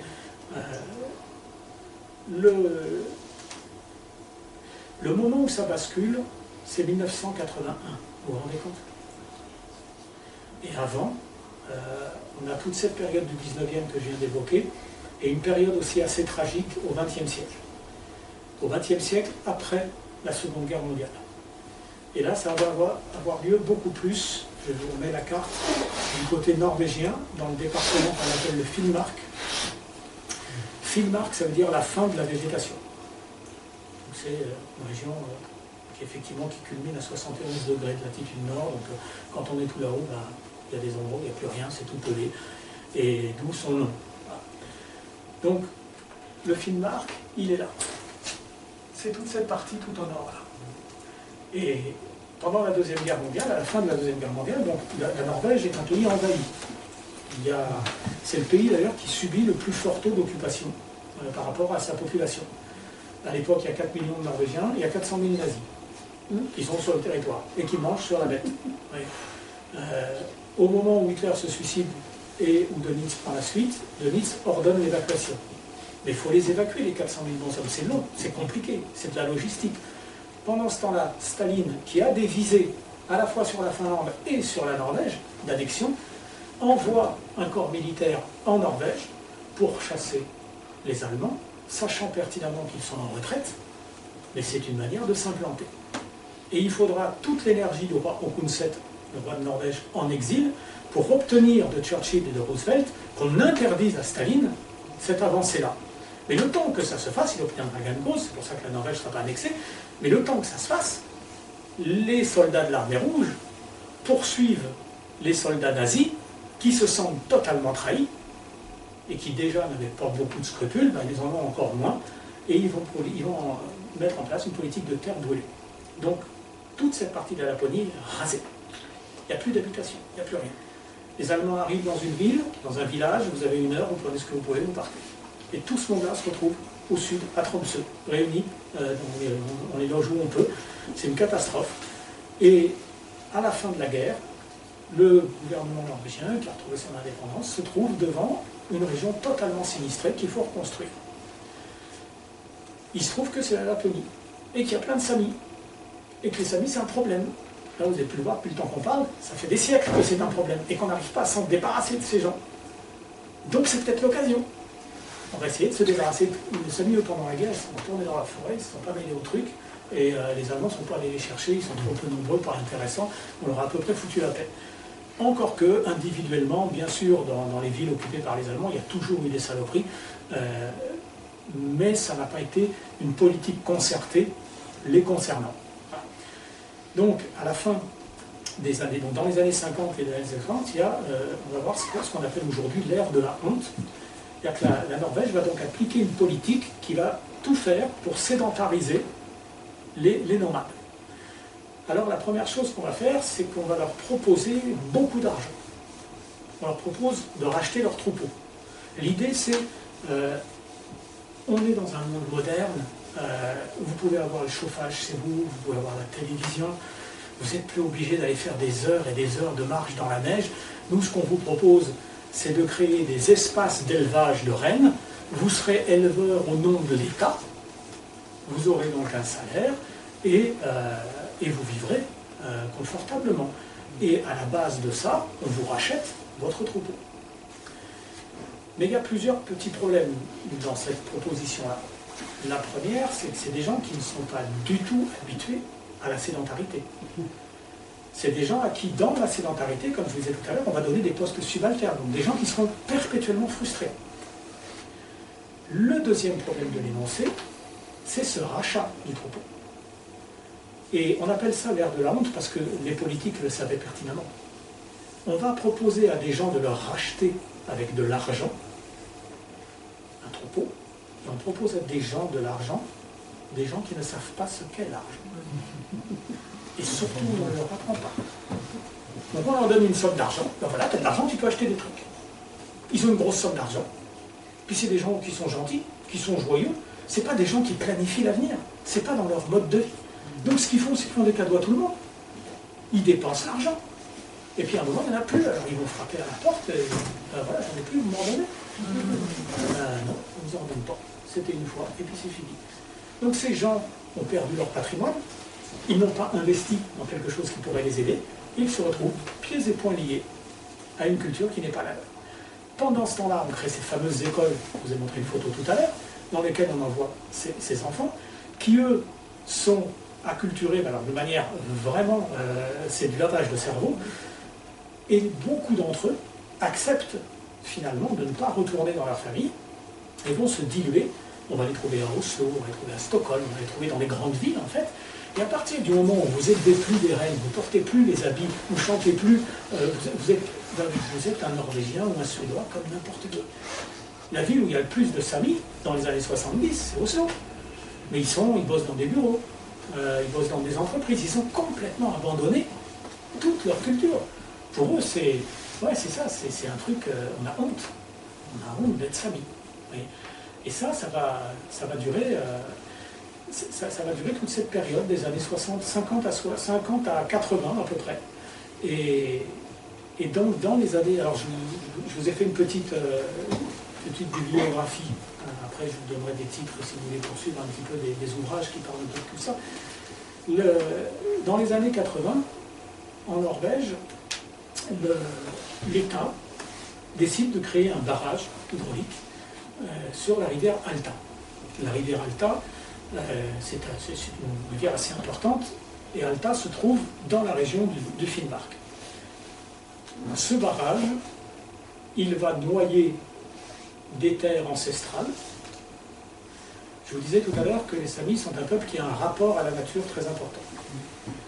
Et dans ce rapport à la nature, il y a des lieux. Il y a des lieux où on a fait des vœux. Il y a des lieux où on a vécu des choses avec des personnes. Il y a des lieux qu'on a identifiés comme étant des lieux sacrés. Tout ça fait partie, c'est comme une maison, c'est comme les pièces d'une maison. Ces gens qui vivent sous des tentes, en fait, leur maison, c'est tout ça. Et là, ce qu'on va faire, c'est qu'on va noyer. On va ouvrir les portes de chez eux et on va tout remplir de flotte. C'est comme si chez vous, on mettait de l'eau partout dans votre maison. Et on vous dit, c'est pas grave, on va vous changer la maison. Et oui, mais mes souvenirs, j'en fais quoi? Toutes les choses auxquelles je tiens, j'en fais quoi? Ben, pas grave, vous en construirez d'autres des souvenirs. Et puis il y a même un village entier qui doit être noyé. Mais là, c'est pas grave encore, on va reloger les habitants. Et ben, les Samis, ça fait des siècles qu'on leur fait ça. Donc, ils acceptent. Sauf une petite poignée de jeunes, ils ont 20 ans, et lui disent non. Ils disent c'est pas possible, on ne veut pas. Et les parents essayent de les en dissuader. Ils disent mais ça, on ne peut pas gagner contre ces gens-là. Ils ont tout le pouvoir, on ne peut rien faire contre eux. On peut peut-être rien faire, mais on va essayer. Et ils essayent. Et donc dans Alta, mais c'est la première révolte qui est de toute l'histoire des Samis, une révolte politique. Et donc ils s'enchaînent dans les rues d'Alta et ils empêchent les voitures de passer, ça crée des attroupements, on parle d'eux, et surtout, ils vont décider d'aller ensemble à Oslo, d'amener des rennes là-bas, des tentes là-bas, des costumes traditionnels. Et ça, c'est un truc qu'il faut que vous sachiez, c'est pas parce qu'on est norvégien qu'on connaît les Samis. Moi j'ai plein d'amis norvégiens qui me disent tu connais mieux les Samis que moi. Parce qu'en fait, le pays il fait plus de 2000 km de long, et les gens du sud, ceux du nord, ils ne connaissent pas. Et pendant très longtemps, il y a eu une espèce d'ignorance avec des tas de mythes qui couraient. Et je me souviens, mes parents étaient allés dans les années 80, donc ces années-là, ils étaient allés avec une 4L, à l'époque il n'y avait quasiment pas de tourisme, ils avaient décidé de monter jusqu'au Cap Nord. Et à un moment, ils prennent en stop quelqu'un, et une jeune fille, et puis ils discutent, et elle leur demande où ils vont. Et ils leur disent, on va au Cap Nord. Ils disent, vous faites attention là-haut, hein, parce qu'il y a des Samis. Hein. Et en fait, il y a un truc, les Samis, il ne faut pas les regarder dans les yeux. C'est des gens qui peuvent vous jeter un sort. Et ça a perduré très longtemps. Et encore aujourd'hui, il y a des gens qui pensent ce genre de truc. Et donc, je ne sais plus pourquoi j'avais raconté cette anecdote. J'en ai retrouvons le fil. Ils allaient à Oslo. Merci beaucoup. Voilà. Donc, je vous prenais cette anecdote pour vous dire qu'en fait, quand ils sont arrivés à Oslo, les gens étaient extrêmement surpris. Vraiment très surpris. Et puis, on est dans les années 80. Vous savez, c'est cette époque où un peu dans toute l'Europe et dans tout le monde, il y a ce mouvement, les grands concerts pour aider l'Afrique, Johnny Clegg, la musique du monde. Donc les Scandinaves, ils sont aussi vachement sensibles à ça. Puis là, ils découvrent que chez eux, eux qui défendent dans leur cœur les droits des Indiens d'Amérique, qui ont été oppressés par les Américains, mais ils se rendent compte que chez eux, l'histoire est la même. Et que là, ils ont des Indiens devant leur porte. Mais c'est leurs concitoyens. Et donc, il y a un rapprochement qui se fait, et les gens commencent à parler, la presse en parle, et il y a un incident. Il y a un moment où ça dérape, et la police tape sur des manifestants, dans un contexte où c'est pas possible. Enfin, je veux dire, c'est pas du tout justifié. Alors, il faut aussi le remettre dans le contexte scandinave, c'est que la gestion de la violence, c'est pas du tout la même. La police n'est jamais armée dans ces pays-là. On ne tape pas quelqu'un. Jamais. Jamais. On ne tape pas plus un adulte qu'un enfant. C'est aussi le pays où la parité homme-femme est beaucoup plus avancée que chez nous. Donc on est globalement dans une société qui est 1000 fois moins violente dans le relationnel que chez nous. Et donc, en France, détrompez-moi, mais je ne crois pas, si vous apprenez demain que dans une manif, il y a des gens qui se sont fait taper dessus, ça ne va pas vous surprendre. Et bien là-bas, si. On ne comprend pas. Et c'est un scandale, ça fait un scandale. Parce que c'est pas justifié. Alors après, le gars, il a un peu pété les plombs, il a eu peur, etc. Mais je vous dis ça surtout parce que ça a servi de déclencheur et ça a créé un grand mouvement de sympathie autour de la population sami. Et à partir de là, il va y avoir des négociations. L'État ne peut plus imposer ce barrage aussi facilement qu'ils en avaient l'intention, parce que l'opinion publique n'est pas avec eux. Et l'opinion publique est importante en Scandinavie. Là aussi, c'est aussi pour des raisons politiques. Ils ont un système politique proportionnel, donc il n'y a jamais, absolument jamais, un parti qui gouverne avec toute l'autorité, avec le Parlement plus le gouvernement. Ça veut dire qu'il y a une démocratie participative tout le temps. D'accord ? On ne peut pas ignorer les revendications des gens. Et donc, ça fait qu'on tient vraiment compte de ce que le peuple demande. Et quand les gens demandent, par exemple, il y a un an ou deux, un an et demi, une décision absurde du gouvernement qui décide de tuer 50 loups. Et on ne sait pas pourquoi ils veulent tuer ces loups. C'est des loups qui ne sont pas dangereux. Et ben, il y a eu une pétition des Norvégiens, on ne veut pas, vous n'avez pas tué nos loups. Et ben, ils ont été obligés d'arrêter ce projet. Et donc, on n'a pas tué les loups. C'est un peu la même chose qui se passe avec les Samis. Au fil des événements, ce qui sera décidé, c'est que finalement l'État va le faire, son barrage, mais en échange, la langue sami est reconnue comme une langue officielle. Ça, c'est quelque chose d'extrêmement important. Au sein d'un parlement, on va créer le premier parlement sami en 1984, comme je vous le disais tout à l'heure. Ne nous leurrons pas, c'est un parlement consultatif. Ils n'ont pas un pouvoir décisionnel. Mais au moins, on peut entendre leur voix. Et à partir de là, il va y avoir une prise de conscience politique, à la fois en Norvège, en Suède et en Finlande. Des parlements vont voir le jour, et un combat pour la préservation et la défense des droits de cette culture. Et aujourd'hui, vous voyez, c'est très récent, 1984. On va créer un drapeau. Symboliquement, c'est très important, parce que c'est un pays qui n'a pas de frontières, mais ça n'empêche pas que c'est un pays qui existe pour les gens qui s'en réclament. Et donc, le drapeau qui est créé en 1986, c'est celui-là. Alors, les symboles, le rouge représente le feu. En fait, l'ensemble représente la nature dans laquelle les Samis vivent. Parce que, encore aujourd'hui, même si les Samis sont complètement intégrés au monde moderne, ils défendent avec beaucoup de force des valeurs qui ont toujours été les valeurs de la vie au contact de la nature. Donc le rouge représente le feu. Dans un pays où il fait moins 40 degrés en hiver, le feu, vous comprendrez que c'est un peu nécessaire. L'eau, elle est partout, dans tous ces lacs qu'on a en Finlande, en Suède, le littoral. La terre pour le vert et le soleil pour le jaune. Et le cercle, donc d'abord le cercle symbolise deux choses, l'unité de tout ça ensemble, qui ne forme qu'un univers, et le côté rouge représente symboliquement aussi le soleil, et le côté bleu la lune. Donc ce drapeau-là, il est constitué en 1986. Et à partir de cette période, on va voir apparaître une réelle volonté.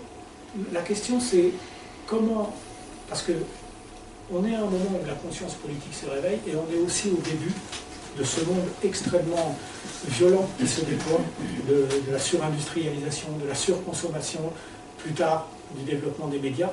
Donc les petits peuples, ils sont tout petits là-dedans et ils risquent gros. Donc la question qui se pose à eux, c'est maintenant comment survivre. Si on se décale et qu'on s'oppose, ça ne va pas marcher. On va être complètement écrasé. Donc il faut intégrer le monde moderne, en gros, accepter d'utiliser un ordinateur, parce que sinon on est mort. Qui peut vivre aujourd'hui, surtout quelqu'un qui fait de la politique, sans un téléphone portable? Vous voyez, c'est toutes ces choses-là. Donc, à l'époque, ça n'existe pas en 1980, mais c'est ce type de question qui se posait. Comment faire avec ce monde qu'on ne peut plus virer? Il est là. Et puis ce dont ils prennent conscience aussi, c'est que ça devient complexe avec le temps. Les Norvégiens, par exemple, ou les Suédois, qui se sont installés dans ces régions, au départ, je vous disais que les familles, elles viennent du 16e, 17e, 18e siècle. Il y a des gens qui sont là depuis 300 ans, des générations et des générations. Est-ce que vous allez dire aux Norvégiens qui est là, qui n'est pas chez toi? Mon père, mon grand-père, mon arrière-grand-père, mes aïeux, ils sont là depuis, alors pas forcément le 16e siècle, mais même s'ils sont là que depuis le 19e siècle, même s'ils sont là que depuis 3-4 générations, l'enfant qui naît là, ben, il est chez lui. Il n'est pas Sami, mais il est chez lui. Donc les Samis, ça serait aberrant de foutre ces gens dehors. Ils ne peuvent pas, puis ils ne veulent pas non plus. Simplement, ce qu'ils veulent, c'est que ces gens-là ne les foutent pas eux dehors. Alors là où c'est pervers, c'est qu'on leur dit, alors on ne fout pas dehors, on vous inclut. Mais en fait, on les fout en dehors d'eux-mêmes. On les fout en dehors de leur identité. Et c'est tout ce travail-là sur lequel il va falloir être très fin pour défendre ses intérêts. Et ça va petit à petit être sur des petites victoires, et notamment donc faire reconnaître la langue. Et puis après la faire reconnaître, avoir des écoles qui ne soient pas des internats, comme ce dont on a parlé tout à l'heure. Au-delà de l'école, l'accès aux études. On a évoqué tout à l'heure le fait que c'était très important pour être maître de son destin de pouvoir avoir accès aux hautes fonctions qui déterminent le mouvement des sociétés. Donc l'accès aux universités. Aujourd'hui, à l'université de Tromsø, on peut faire 15 masters en sami, en langue sami. Donc ça, c'est des victoires très importantes. Il y a une radio qui naît, il y a une télévision qui naît, il y a des journaux qui naissent. Donc tout ça, c'est un tissu qui se forge, et on va voir dans ces années 80 des gens, une jeunesse extrêmement fière de ses racines, et qui se bat avec courage pour qu'elles soient reconnues. Du coup, tous ces gens qui étaient descendus, qui avaient quitté leur monde parce qu'on les avait acculturés, d'un seul coup se disent, mais tiens, j'ai peut-être des racines, oui, tiens, c'est vrai, j'ai des racines sami. Je vous parlerai d'un roman écrit justement par un parlementaire sami, justement qui raconte l'histoire d'un jeune homme, une vingtaine d'années, qui vit à Oslo, il a un boulot de sédentaire dans la grande ville, et il a complètement oublié qu'il a des origines sami, mais complètement. Et puis il reçoit une lettre lui disant, ben voilà, il y a quelqu'un de votre famille qui est mort, là-haut, et parmi la liste des héritiers, vous êtes dessus, vous avez un petit truc à récupérer. Je s'en fout, puis je vais aller m'emmerder là-haut. Et sa copine lui dit, mais écoute, on n'est jamais monté, c'est l'occasion, allez, on s'est fait une balade, quoi. Et il accepte, et ils y vont. Et en fait, là-haut, c'est tout le cheminement du livre, il va apprendre à redécouvrir le monde d'où il vient, non sans peur, parce que ce sont des cultures qui s'opposent jusque dans le mode de vie. Hein. Les Samis ont une temporalité qui n'est pas la même. Le gars qui arrive d'Oslo, bon, à quelle heure on fait quoi? Il est où le bonhomme que je dois voir? Moi je suis pas oublié, le bonhomme que tu dois voir, tu le trouves, hein, peut-être machin il sait. Il est où machin? Quelque part par là. Voilà, ça c'est très déstabilisant. Ça passe d'abord par des petites choses comme ça, puis de plus en plus profondes, jusqu'à ce qu'il se découvre, et il découvre ses racines. Donc, il a écrit ce roman pour montrer ce cheminement qui est typique de toute une génération.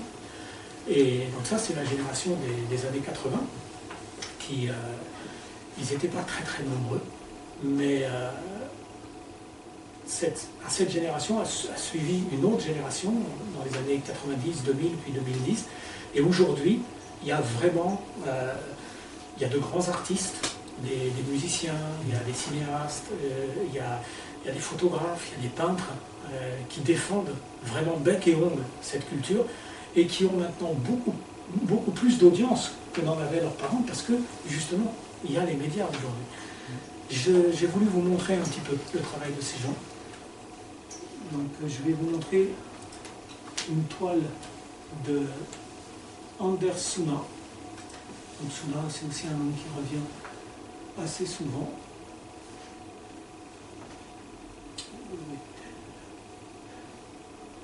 Voilà.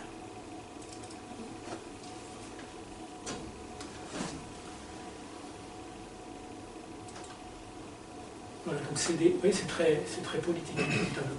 Et toutes sont comme ça, Anders Suna. Donc l'État, là c'est un Suédois. Donc l'État suédois, il est quand même vachement nazi, le personnage, hein. On ne peut pas y échapper. Le Sami, avec son costume traditionnel, il est dans une camisole de force. Et derrière, on a en arrière-fond les montagnes, les oiseaux, les rennes, qui sont finalement la vie des Samis. Donc on a ce type d'œuvre très, très revendicatif, très, très fort. Toujours ce même homme, là c'est très récent ce que je vais vous montrer, ça a été fait le 24 novembre de cette année, dans la cathédrale d'Uppsala, une cathédrale éminemment protestante. Ce même Anders Suna donc, a amené plusieurs de ces grands panneaux pour une exposition autour de la culture sami. Donc, c'est pas innocent. Parce que la personne qui est représentée, c'est une personne des temps du nomadisme, donc des temps où la religion, les anciennes croyances existaient encore. Le signe qui est là, c'est un des signes du panthéon animiste et des Sames. Tout ça au sein même de l'Église qui les a oppressés.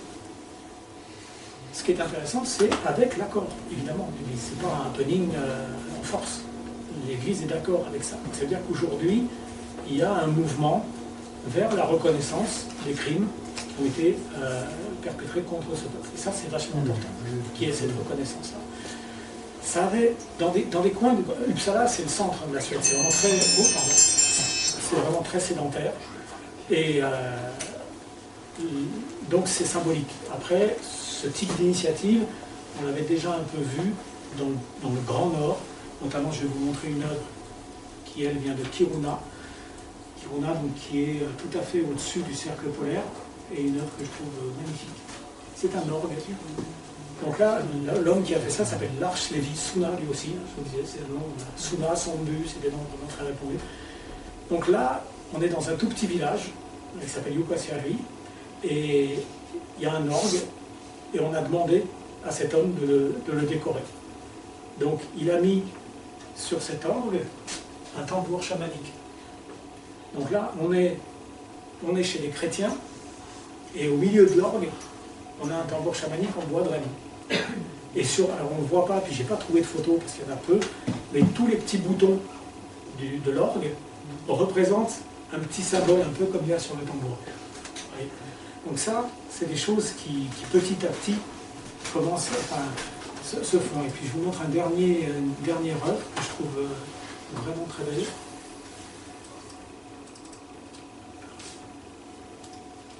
Donc lui, c'est Jorma Puranen. Donc lui, c'est un Finlandais. Donc les Samis, ils portent la nationalité du pays où ils sont nés. Hein.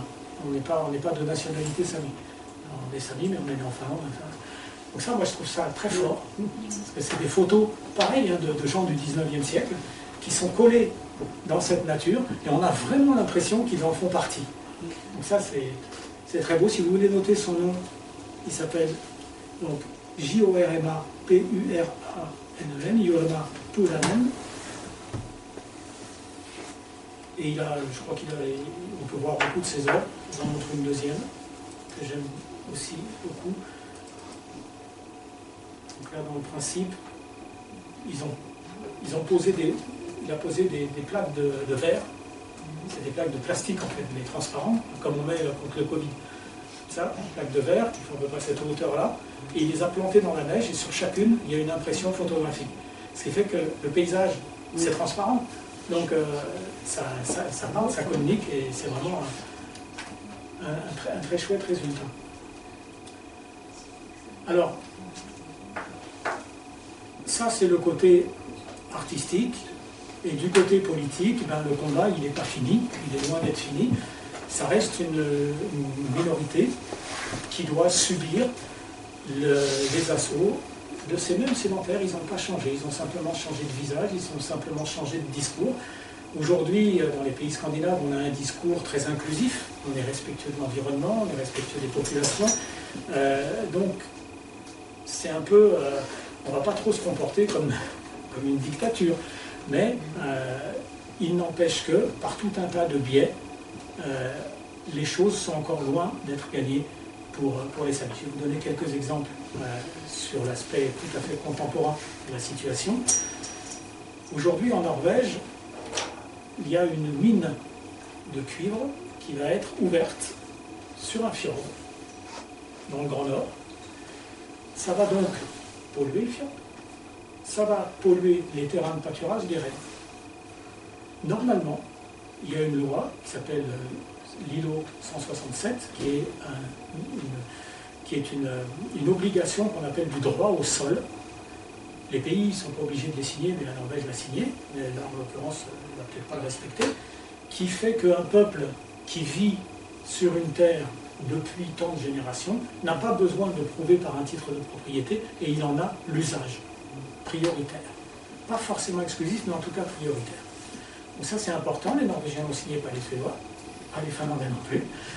Mais côté norvégien, on envisage quand même cette espèce de grande mine. Et là où c'est particulièrement retors, c'est que l'argument, c'est un argument écologique, écologiste, on va dire. La Norvège a décidé de passer au tout électrique pour les véhicules. En 2025, tous les véhicules en Norvège doivent être électriques. Or, il faut énormément de cuivre pour les batteries. Donc, il faut créer des mines de cuivre. Donc, vous voyez, c'est vraiment pour le bien-être de tous qu'on fait ça. Donc là, il y a un combat politique. Et c'est toujours David contre Goliath. Tout le temps. S'ils n'arrivent pas à faire parler d'eux, les lois les écraseront, les décisions les écraseront, et dans le flux d'informations qui passent, c'est très difficile de faire parler de soi. Ça, c'est pour le côté norvégien actuellement. Côté suédois, c'est pas mieux. Il y a un consortium anglais qui a obtenu, il y a 4 ans, le droit de créer une énorme mine de fer dans un lieu de pâturage des Sames. Et tous les jours, les Sames s'enchaînent devant, parce que c'est toujours pacifique comme révolte, pour essayer de faire changer les choses, et ça ne change pas tellement.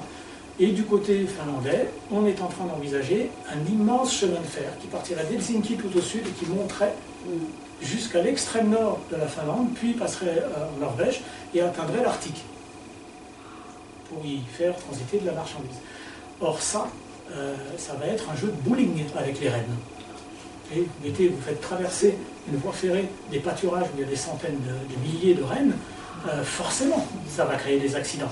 Et puis, il va falloir créer des gares autour de tout ça, des hangars, des points de stockage, etc. Donc, c'est tout ça qui pèse encore aujourd'hui sur leurs épaules. Et en fait, ils sont toujours une épine dans le pied des Scandinaves, quoi qu'ils en disent. Ils veulent faire croire le contraire dans certaines apparitions publiques, mais au fond, il y a cette volonté-là. Alors, je dois aussi leur rendre quand même justice, c'est que on n'est pas dans la même proportionnalité qu'aux États-Unis. Il y a quand même un respect des personnes, un respect de l'identité culturelle. Je vais vous donner un exemple. La culture, à partir du XVe siècle, la culture sami, elle s'est organisée entièrement autour de l'élevage du renne. Tout fonctionne autour de l'élevage du renne. Aujourd'hui, les Samis ont le monopole de l'élevage du renne. En Norvège. Et en Suède, mais pas en Finlande. Donc, ça veut dire que c'est un moyen d'être économiquement rentable dans le monde d'aujourd'hui, et c'est une exclusivité qu'on ne va pas leur piquer. Donc ça, c'est un acte politique qu'il faut quand même, il faut le dire, c'est très très bien que ça a été fait. Et les Américains n'ont jamais fait le dixième de quelque chose de cet ordre-là. Par exemple avec le bison. Ils auraient pu travailler sur ce type d'idée-là. Jamais ils l'ont fait. Donc, il y a une violence de société contre les Samis, mais il faut la proportionnaliser.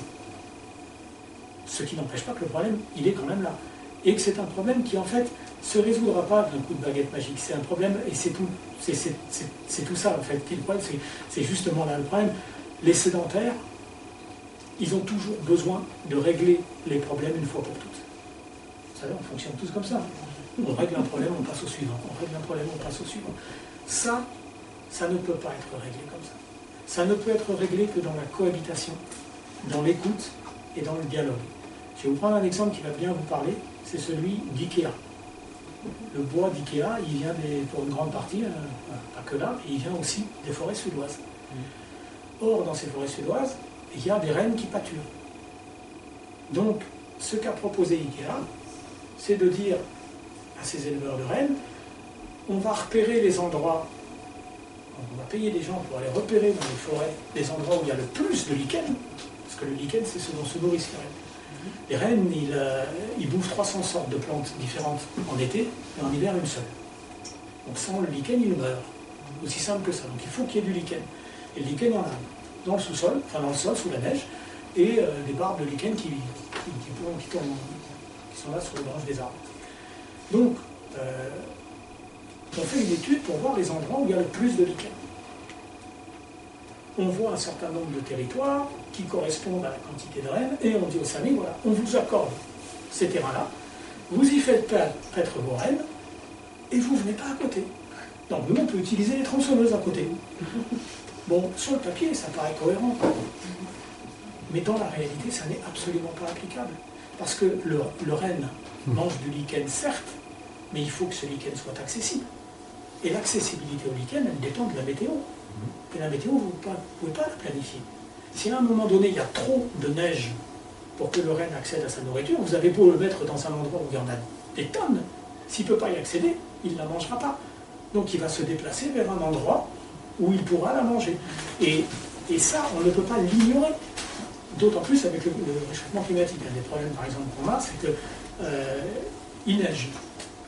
Le temps se réchauffe. Ça devient de la pluie. Il regèle. L'eau de la pluie devient de la glace. Il reneige dessus. Le nez du renne ne peut plus sentir le lichen.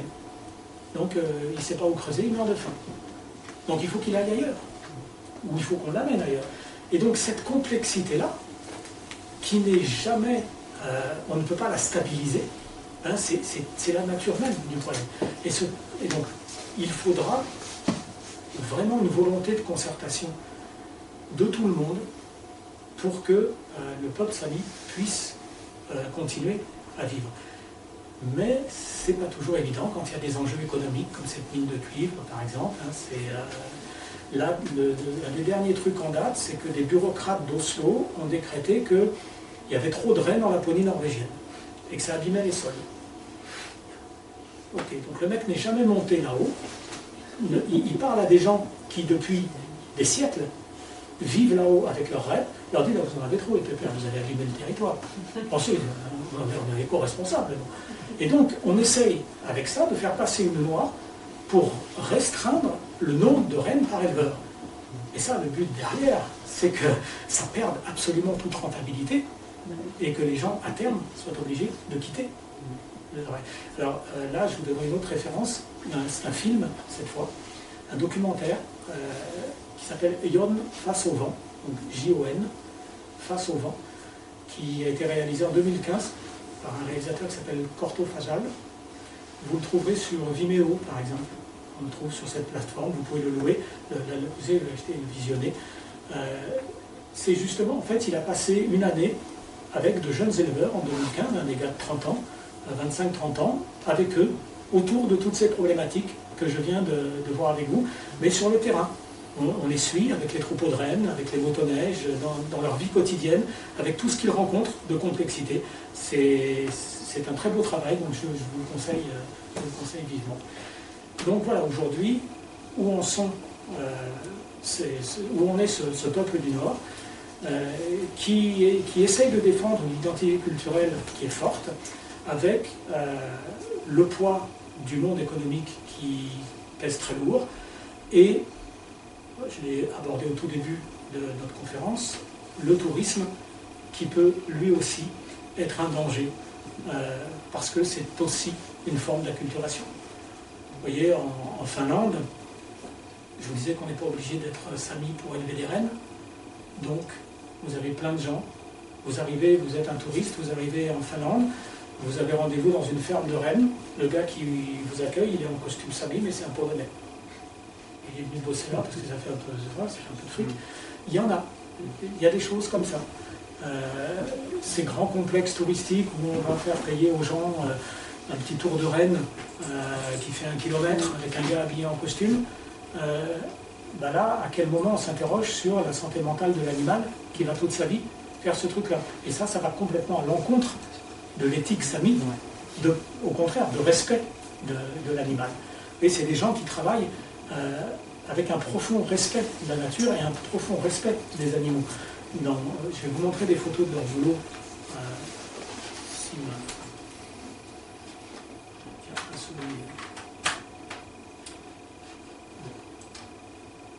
Bizarre, c'est bloqué.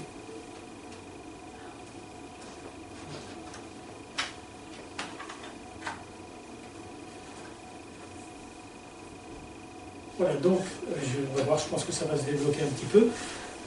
Je pense avoir un peu fait le tour. Je voulais vous montrer un tableau historique et la situation telle qu'il la vit aujourd'hui. Je voulais qu'il y ait un petit temps pour que vous puissiez poser des questions. Si vous en avez, n'hésitez pas. Oui, deux précisions, s'il vous plaît.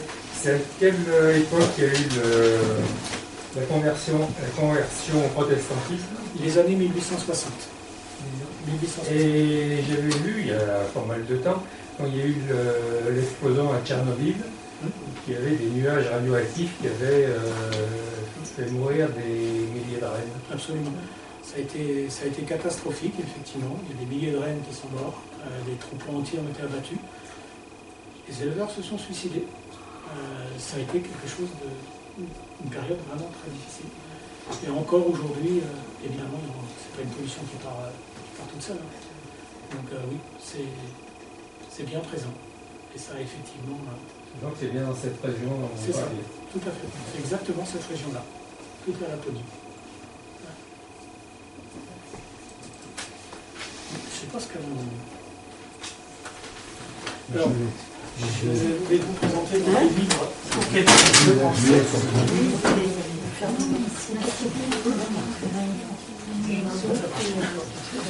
J'avais aussi, avant de terminer,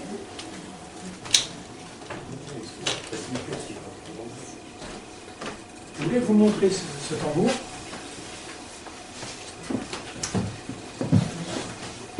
En fait, c'est un peuple qui, jusqu'au 19e siècle, n'avait pas d'écriture.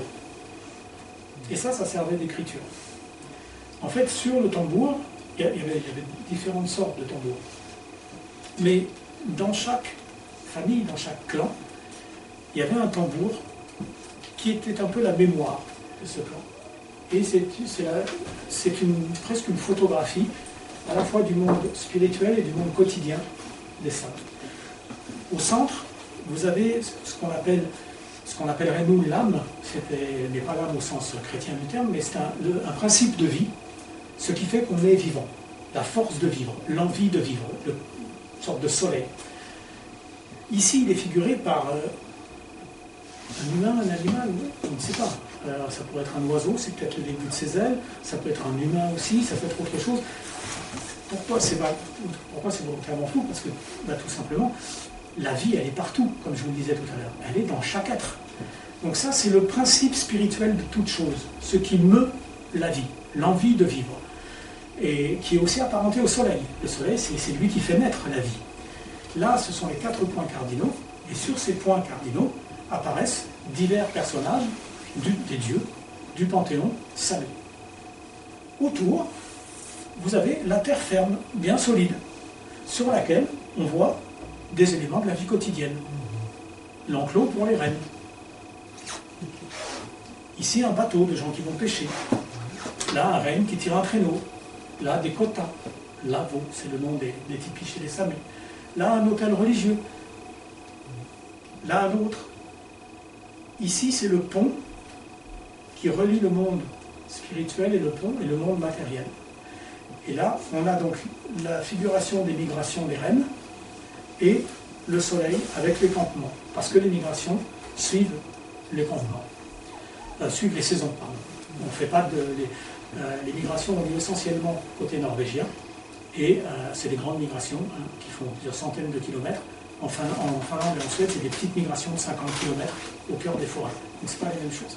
Mais en été, en Laponie norvégienne, on fait une grande migration pour aller dans le Finnmark, justement sur les plateaux, vers le Cap Nord, vers ces endroits-là, pour que les rennes soient près de l'eau et profitent justement de l'été arctique pour se goinfrer, pour que les petits grossissent, grandissent, et après on les ramène en hiver, plus dans le centre. Donc il y a une complètement réinterprétation, et ça c'est un hôtel religieux chrétien à la base, et une croix. Et eux ils vont le transformer, et ils vont adapter. Alors ça c'était aussi important, ces tambours, ils étaient évolutifs. À mesure que quelque chose apparaissait dans la vie du plan, on le rajoutait sur le tambour, c'est pas un truc fixe. Donc les éléments de la modernité, ils y étaient aussi inclus. Et finalement aujourd'hui, cette capacité d'inclure, eh ben, elle est encore là. Et si je devais conclure, je le ferais en disant que ce qui fait l'énorme force des Samés, c'est leur capacité d'adaptation. C'est des gens qui, à travers les siècles, ont réussi à s'adapter sans perdre leur identité. La structure classique, traditionnelle, qui était une structure de type communiste communautaire, une famille au sens large du terme, donc les parents, les enfants, les oncles, les tantes, les grands-parents, 15-20 personnes, chacun a un nombre de reines. Et l'ensemble de ces reines, c'est la propriété du clan. Et ensemble, on vit avec ces animaux. Il n'y a pas d'argent à la base. Tout se fait soit sur du troc, quand on veut du café ou de la toile de tente, etc. Mais sinon, le renne subvient à tous les besoins. On fait des vêtements avec, on fait des outils avec, on mange avec, on s'habille avec, on se loge avec. Donc, à la base, c'est pour ça qu'ils sont mis à élever les rennes. Parce qu'en fait, élever les rennes, ça veut dire suivre leur migration. Les aider quand ils en ont besoin et prélever quand nous, on en a besoin. C'est la raison pour laquelle ils ont suivi cet animal, parce qu'ils pourvoyaient à tous leurs besoins. Mais c'est des animaux que vous ne pouvez pas enfermer. C'est claustrophobe, un renne. Vous le mettez dans une étable, il donne des coups partout et il sortira. Donc c'est des animaux, l'éleveur de rennes, c'est un mot qu'il faut préciser. C'est pas, en fait, on suit le renne. On le suit dans ses déplacements. Et justement, c'est une des questions que le réchauffement climatique pose aujourd'hui. Comme les rennes trouvent de moins en moins de nourriture, on est un peu obligé de les alimenter, de les nourrir, de les aider. Mais si on le fait trop, ils vont perdre l'atavisme des chemins de nourriture. Et donc ils ne seront plus capables de vivre de façon indépendante dans la nature. Donc il faut doser tout ça. Et puis il n'y a pas un consensus de tout le monde. Il y a des gars qui vous disent, mais moi je m'en fous des traditions. Je veux que mes rennes y bouffent, je veux qu'ils soient gras, je veux les vendre. Et d'autres qui vous disent, mais non, c'est vachement important, on a toute une culture derrière, il faut préserver. Et ces gens-là, ils ont le droit, chacun à leur point de vue. Donc il faut arriver à trouver des entre-deux, mettre les gens d'accord pour que tout ça fonctionne. Donc l'adaptation, aujourd'hui, pourquoi je vous fais ce descriptif de cette tradition-là, de ce mode de vie traditionnel? Parce qu'après bien des siècles de problèmes en tout genre, aujourd'hui, les Samis ont reproduit exactement cette structure-là, mais à l'échelle beaucoup plus grande de la société moderne. Donc aujourd'hui, c'est plus chaque individu de la famille qui a des reines, et ensemble, ils ont un troupeau collectif et le troupeau de la famille. Aujourd'hui, c'est un ensemble de familles dans lequel chaque individu a un renne, chaque famille a un troupeau. L'ensemble de la famille forme une CIDA, on l'appelle, rien à voir avec la maladie, et ensemble, ils font une coopérative. Et cette coopérative, elle négocie les prix de la viande. Et de cette façon-là, ils vivent dans des maisons, sur des motoneiges, dans le monde moderne, mais avec un principe actif qui est relié à leur ancestralité. Et ça, c'est fondamental, parce que ça permet de faire, non pas survivre, mais de faire exister dans le monde moderne tout ça. L'artisanat est très développé, ouais, je vais vous montrer aussi ça. C'est un couteau Sami, donc entièrement de bois de renne, on dirait de l'ivoire, mais c'est du bois de renne qui est poli. Le bois de renne, il se présente comme ça. Ça, c'est un bois de renne femelle. Et une fois qu'il est poli, et bien il devient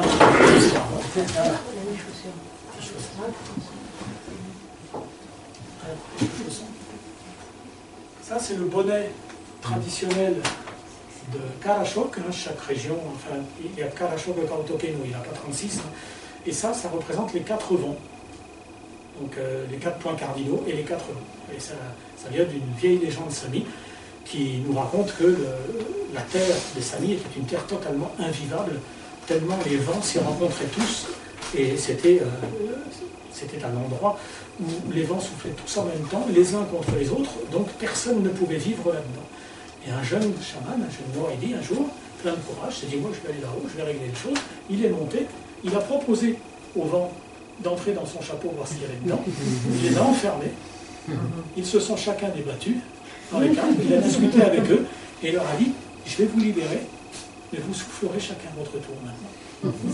Et depuis ce jour-là, la Laponie est passée à voilà. Là, c'est l'histoire du costume traditionnel, avec, on retrouve les couleurs du drapeau. Voilà. Et donc ça fait aussi partie aujourd'hui de la revendication culturelle. Je vous ai montré une photo tout à l'heure, on voyait un couple en mariée. La mariée avait un costume traditionnel norvégien. Aujourd'hui, ça ne se fait plus. Aujourd'hui, les Samis, ils peuvent se marier en costume traditionnel Sami. Et même à la main, c'est marrant parce que même à la main, ça ne marche plus. Parce qu'on démarre le PC directement, parce que là, il y a tout bloqué, j'ai essayé de bouger des trucs. Donc là, il faut éteindre le PC. Parce que tu l'éteins directement. On va l'éteindre, le rallumer. Pendant ce temps-là, je vous parle des bouquins. Si vous avez d'autres questions pendant que je parle, n'hésitez pas. J'ai tendance à être bavard, donc je pourrais interrompre. Donc dans les livres que je vous ai préparés, si vous voulez prendre en note.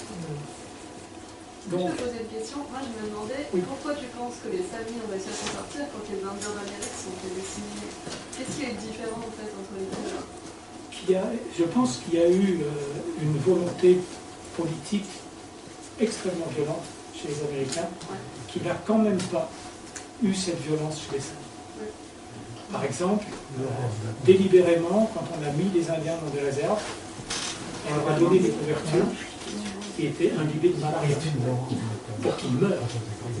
On n'a pas fait ça. Donc, je pense qu'elle est là la différence. Et comme je le disais tout à l'heure, c'est vrai qu'il y a pas mal de choses qu'on peut reprocher aux politiques scandinaves vis-à-vis de cette minorité, mais il faut quand même leur reconnaître qu'aujourd'hui, ils ont des droits, ils sont respectés dans leur identité, dans leur intégrité, et on ne va pas leur faire ce qu'on fait aux États-Unis, ce qu'on a fait aux États-Unis. Aujourd'hui, aux États-Unis, par exemple, les Indiens sont parqués dans des réserves. Soit ils ne sont plus indiens, ils renoncent à leur indianité et ils ont droit au reste, mais s'ils veulent vivre de leur indianité, c'est des réserves.